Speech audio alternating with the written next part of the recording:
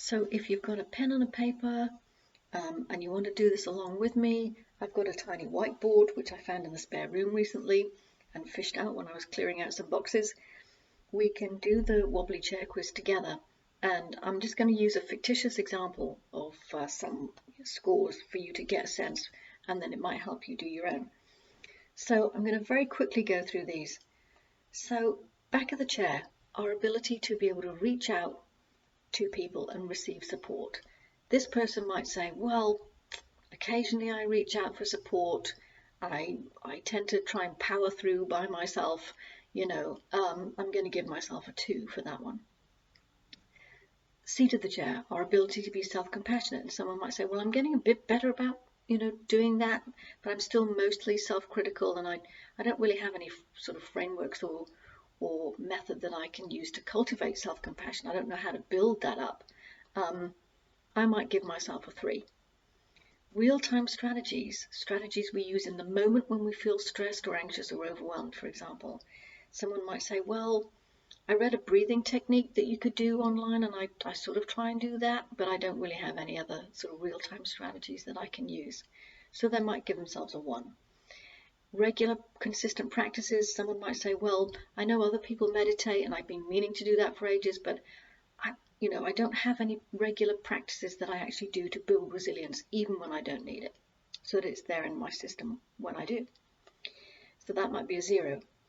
Stories that get stored in our system that have got a big charge to them, like I'm not good enough, or I'm a burden, or I'm an inconvenience, those kind of things, whatever they are for a person.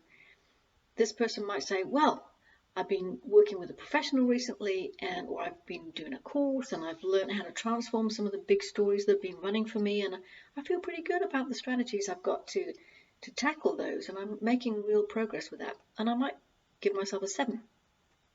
And then strategies to help take our attention away from the things that are, going not the way we want to, and move our attention onto things that might be beneficial for us, and our ability to be able to extract the goodness from beneficial experiences. Someone might say, I don't have any strategies to help me do that. I just am a bit at the mercy of whatever's happening around me, really, and I don't have any tools to help, shift my attention, or to be able to sort of get the most out of these experiences that are going well, that might be happening around me. And so that's what it might look like, just if you did the scores. If you want to take it a step further, you can actually draw it in a chair. And when you draw it in a chair, you can really see why someone's chair might be pretty wobbly. Because if we were going to put those scores into a little diagram like that, and this is just an intuitive one, you'll see tiny little back, not a lot of leaning, receiving support from other people. Small little seat, so pretty uncomfortable as you're traveling through life. One little leg, one big leg, and then 2 legs completely missing. So can you see how, if you look at a chair and you think, well, I'm sitting on that chair, of course it's going to be wobbly, so of course I'm going to feel more stressed.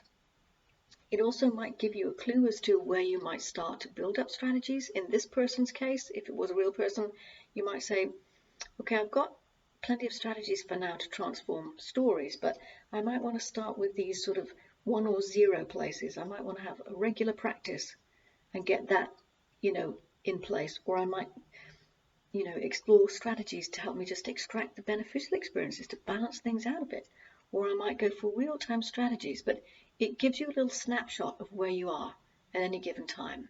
And of course, you can do this with anybody that you are friends with or family, and just have a little play with it. So have fun.